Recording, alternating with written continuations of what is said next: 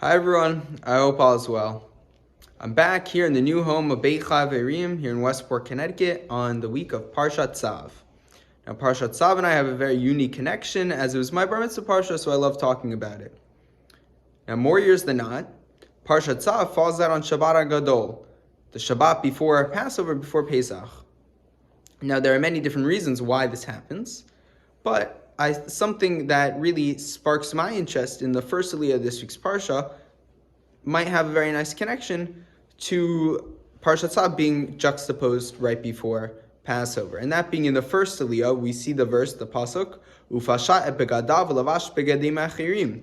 Right, the Kohanim, the priests, they took off their priestly clothing and they put on begadim achirim, other clothing.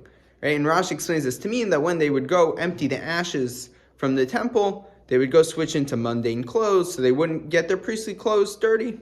Makes perfect sense.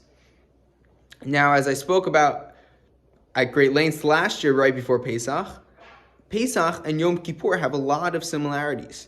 So much so that on Pesach, it's even a custom that the leader of the Pesach Seder wears a kittel, like the white garment, just like people do on Yom Kippur.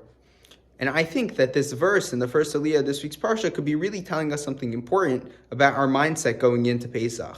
On Yom Kippur, we're locked in. We know what we're about to get into. It's a very powerful time of the year. But so too, it also goes with Pesach. And I think this verse in this week's parsha is coming to remind us that all year we're wearing our begadim achirim, or other clothes, but we should have in mind that when we enter Pesach, we should switch to our priestly clothing, to our big day kahuna.